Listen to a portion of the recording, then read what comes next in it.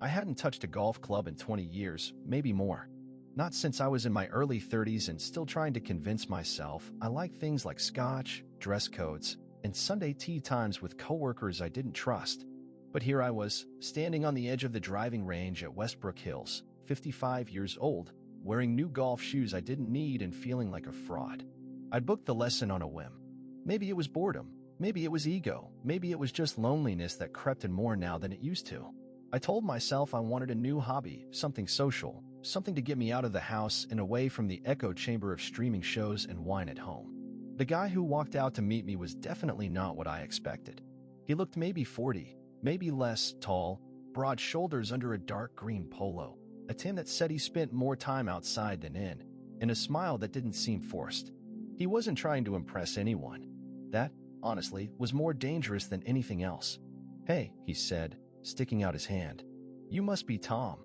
"Yeah," I replied, and my voice caught in my throat just slightly, enough for him to notice.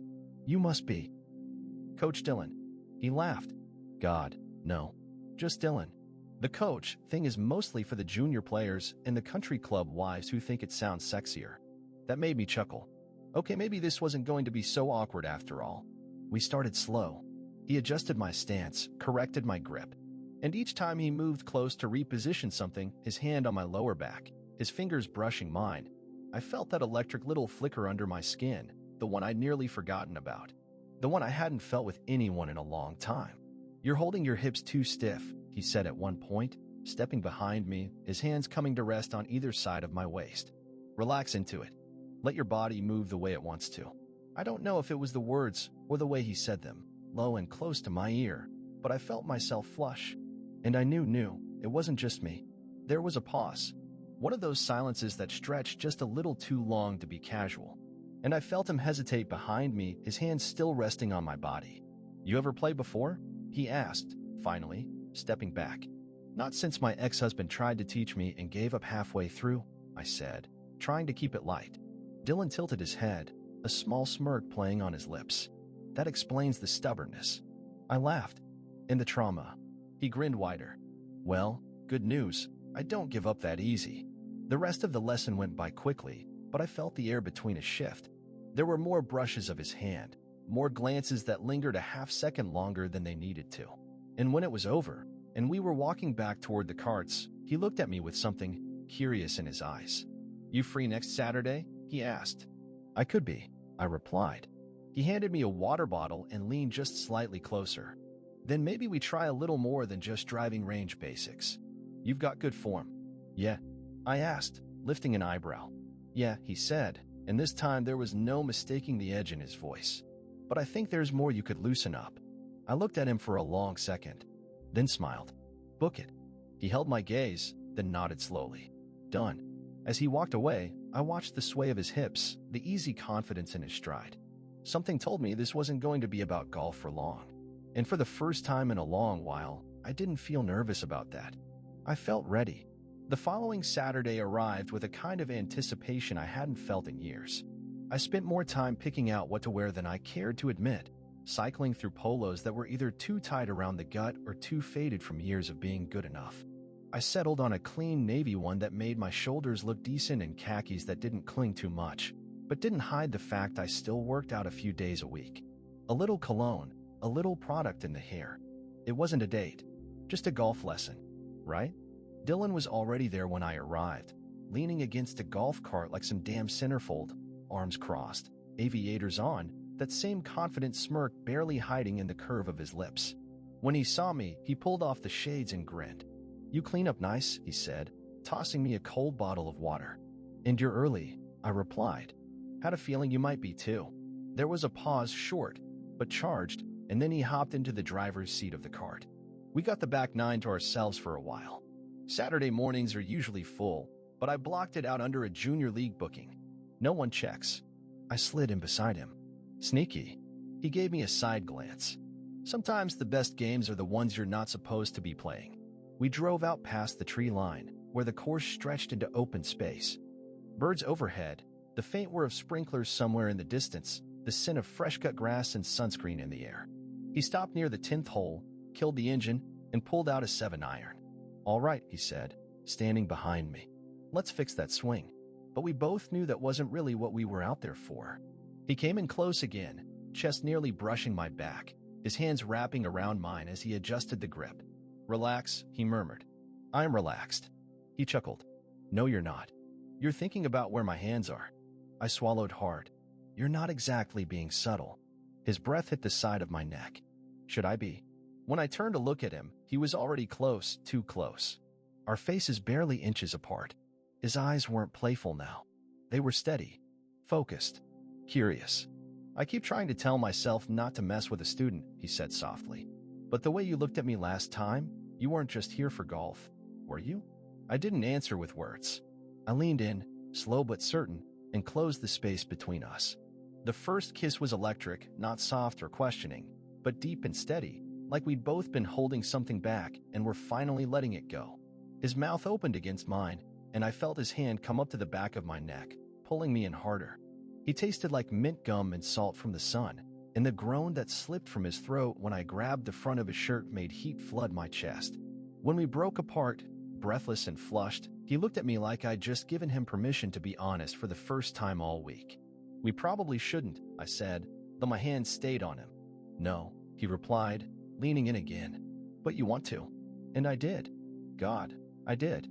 He pressed me back against the side of the golf cart, his hands slipping under my shirt, fingertips exploring the curve of my waist, my chest, like he was memorizing every part of me. I grabbed his hips, pulled him close, felt the heat between us spark and build.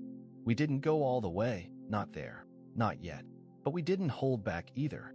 There was groping, grinding, deep, hungry kisses and wandering hands. He kissed along my jaw, my neck, whispering my name like it was something he needed to say over and over again. My hands fumbled with his belt before I stopped myself. "Are we really doing this on a golf course?" I asked, laughing breathlessly. He grinned against my skin. "It's private. Mostly. And you said you were ready to loosen up." I pulled him back in, kissed him again, deeper, slower. "Just don't leave me sore. I actually do want to finish this lesson." He laughed, low and warm, and bit gently at my lower lip before pulling back. No promises. We didn't say much on the ride back. Dylan drove one-handed, his other resting lightly on my thigh like it had always belonged there, like this was something we'd been doing for months instead of minutes. The wind moved through his hair, and every time he glanced over at me, I caught the ghost of a grin playing on his lips, like he still couldn't quite believe what had just happened. Neither could I, if I'm being honest. I'd spent the better part of my 40s trying to convince myself that heat like that was a thing of the past, that it only came easy when you were younger, hungrier, and less jaded. But Dylan had stripped that lie off me faster than I'd expected, just with his hands, his mouth, and the weight of his body pressed against mine under a slice of shade by the 10th hole. Back at the clubhouse, we did our best to act normal. I wiped the sweat off my neck, ran a hand through my hair, and sipped at a bottle of water while he chatted with one of the ground's crew like nothing had happened. But I could feel it under my skin, humming low and steady, the tension, the need, the want. He caught up to me in the parking lot. I was halfway to my car when I felt his presence behind me. "You good?" he asked, voice low and easy. I turned, leaning against the driver's side door. "You always do that with clients?" He smirked, stepping in close. "Only the ones who moan when I adjust their hips." I rolled my eyes, but I was smiling. "You planned that lesson, didn't you?" "I planned the golf part," he said, voice dipping into something softer. "The rest just happened." I looked at him then, really looked, at the laugh lines just starting to form at the corners of his eyes, the light sweat on his brow, the faint dimple on his left cheek, and I felt that strange flutter in my chest. The one that says you're in trouble and don't run all at once. "You want to get a drink sometime?" he asked. I hesitated, not because I didn't want to, but because it had been so long since someone made me feel something this fast, this unguarded. And especially not someone like him, someone so confident, so casual, and yet underneath it all, so sincere. "I don't do well with flings," I said. "I'm not 25. I don't need someone disappearing on me the second it gets inconvenient." Dylan's expression didn't flinch. If anything, it got more serious. "Good," he said, "because I'm not 25 either. I've had enough flings to know I want something real." That caught me off guard. He stepped even closer, and now we were chest to chest again, but in daylight, in the open, with nothing to hide behind but the shadows of what might come next. "I'm not saying I know what this is," he added, "but I know I want to see you again. Not just to mess around. Not just for the cart. I liked being with you today. All of it." I stood there, stunned into silence for a breath or two before I finally nodded. "Yeah," I said. "Okay, let's see what this is." He smiled and pressed a short, tender kiss to the corner of my mouth, the kind that stays with you long after the lips are gone. Then he pulled away, eyes gleaming. "Wednesday night," he said. "You picked the bar." And just like that, he walked off, no swagger, no games. Just a man who'd made his move and left me standing there, completely, utterly hooked. We met up at a quiet bar tucked into a side street downtown, one of those places where the lighting was warm, the booths were deep, and the music wasn't loud enough to make you raise your voice. I picked it on purpose. Not because I was nervous, but because I knew I'd want to hear him. Not just flirt, not just kiss, but listen. Understand what this actually was. Dylan showed up 5 minutes late, wearing a simple gray Henley and jeans that clung in exactly the right places. He looked a little flushed, like he'd rushed over from something, but when he slid into the booth across from me, he let out a long breath and smiled like he'd just arrived somewhere safe. "You clean up again," he said, eyes moving over me in a way that made me feel seen and still a little bit undone. "I do what I can," I said. "You want a drink or just gonna keep making me blush?" He chuckled and flagged down the server. "Let's start with whiskey. We'll see where the night goes." We talked for hours. Not small talk, real talk. About bad breakups, aging, the ache of losing time you can't get back. About coming out late, or early, or not at all. About the years wasted chasing people who only liked the idea of us, but never really wanted to stay when we showed up with all our scars. He wasn't some gym-obsessed stereotype. He didn't flex, didn't brag. He talked about his dad's heart surgery, his sister's divorce, how he didn't always feel like he belonged in the gay community, like he wasn't queer enough for the guys who lived on dating apps, but never quite felt at home in straight spaces either. It wasn't dramatic. It was just honest. And when he reached across the table and rested his hand over mine, firm, warm, calloused, I didn't pull away. We ended up back at my place. Not because we were drunk or horny or caught up in some wave of lust, but because being apart, after that conversation, felt stupid. We kissed as soon as the door closed, slow and exploratory, like we were rediscovering each other outside the heat of the golf course. He walked me backward through the apartment, his hands steady on my sides, his thumbs brushing circles into the fabric of my shirt as we moved toward the bedroom. There, in the soft light of a single bedside lamp, he undressed me like it mattered. Not rushed, not teasing, just peeling me down layer by layer, pressing kisses to my shoulders, my chest, my stomach, murmuring things like, "God, you feel good," and "I've wanted this since the first lesson," between slow, lingering touches. I undressed him too, ran my hands down his arms, felt the muscles shift beneath my palms, let my fingers slip beneath his waistband and feel the curve of his hips, the heat of his skin. We stood there for a long time, skin to skin, holding each other, breathing into each other's necks like we'd been doing this for years. We made love, and I won't dress it up as something vague, because it was sex, but it was more than that. It was connection. Every kiss, every grind of his body against mine, every gasp, every whispered yes, right there, it all felt like a conversation between two men who had finally stopped pretending they were fine being alone. Afterward, he lay on his side, tracing lazy lines across my chest with one finger. His breath was slow. "Easy. You feel safe," he said quietly. I turned my head to look at him. "You say that like it's rare." "It is." And then he smiled, that soft, crooked, tired smile of someone who's let down his guard without even realizing it. We didn't talk about what came next. But when he fell asleep curled up beside me, his arm around my waist, his leg tangled with mine like instinct, that was the clearest answer I could have asked for. Waking up with someone next to you hits different when you're older. It's not about thrill or novelty anymore. It's about the stillness. The warmth of another body breathing beside you. The way they shift in their sleep and reach for you without even knowing it. It had been years since I'd had that. And never quite like this. Dylan was snoring softly, one arm slung over my stomach, his leg tossed over mine like he owned the bed, or me. His hair was a mess, his mouth slightly open, and I couldn't stop looking at him. I felt a strange ache in my chest, not because I was unsure, but because I knew, with terrifying clarity, that this wasn't just a fling. This was going to mean something. When he finally stirred, blinking awake and looking at me like he couldn't quite believe I was real. He whispered, "Morning," with a voice still thick with sleep, and I swear it landed deeper than any compliment I'd heard in years. We stayed in bed for a while, not for sex, but just to touch, to kiss slow and lazy, to let our fingers explore again, not out of lust, but out of comfort, out of curiosity. He kissed my shoulder. I ran my hands down his back.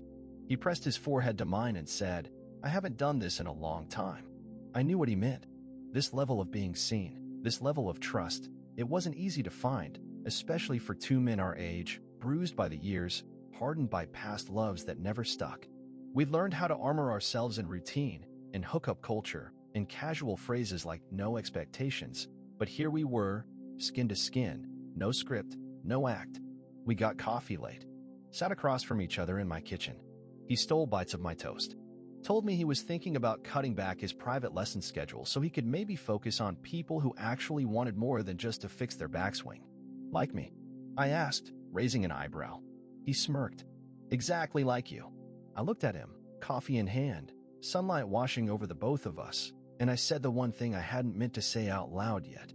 "I don't want to do this if you're not serious." His smile didn't drop. If anything, it softened. I wouldn't be here if I wasn't. That was the moment I stopped holding my breath. Over the next few weeks, we fell into something that felt a hell of a lot like us. We weren't rushing. We weren't playing it cool. We were just showing up, every day, a little more. I'd come by the range after work, pretending to work on my swing, but really just wanting to see him. He'd show up at my place with groceries or wine or nothing at all. Sometimes we didn't even sleep together. We just laid on the couch, watching old movies, legs tangled, his hand resting on my thigh like he needed that constant contact to remind him I wasn't going anywhere. And I wasn't. Not once did I feel like he was pulling away. Not once did I question if this was just about sex or novelty or boredom. The man who had pressed me against a golf cart and kissed me like I was oxygen was now leaning over my kitchen sink, washing dishes and humming badly to 80s songs on the radio. He was making space for me, and I was letting him. One night, after we'd finished dinner and were sitting on the balcony with our feet propped on the railing, he turned to me and said, "You ever think about how weird this is?" I laughed. "You mean the golf cart thing?" "Yeah, I replay that part a lot." "No," he said, smirking. "I mean this. Us. How it just happened." I looked at him, at the curve of his jaw, the way his forearm rested casually across his knee. "You say that like it wasn't supposed to." He was quiet for a second. Then, "No. I think it was." And I knew right then that I wasn't falling into something temporary. I was building something I hadn't known I'd still get to have. It's been 6 months since that first lesson. The clubs are still in my trunk, though I haven't touched them in weeks. Funny how quickly golf stopped being the reason I kept going back. Now it's Sunday morning, and Dylan's in the kitchen wearing nothing but a pair of joggers, hair a mess, humming tunelessly while he flips pancakes and burns at least half of them. The coffee's already brewed. He remembered I like it strong, black, no sugar. He always remembers. I watch him move, the way he scratches his chest absently, the way he dances a little when he thinks I'm not looking. And I feel that thing again, low, steady, full. Not fireworks, not butterflies, just something solid, something earned. I still don't understand how I got here, I say aloud, leaning in the doorway. He turns and gives me that crooked grin. "You booked a golf lesson. That can't be the whole story." "No," he says, walking over and wrapping his arms around my waist, pulling me in close. But it was the start. His lips find mine, slow, familiar, still electric in that slow-burning kind of way. The kind of kiss you only get from someone who stayed. We eat on the couch. We argue about which movie to put on. We make love again after noon, slow and wordless, the kind where skin and memory do all the talking. And afterward, with his head on my chest and my fingers in his hair, I realized something I never thought I'd get to say at this age. I'm not waiting anymore. I'm not wondering. I'm not hiding. I'm loved.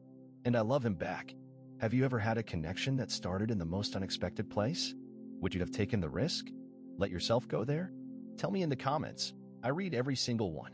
Because sometimes the best stories start with a swing you didn't see coming.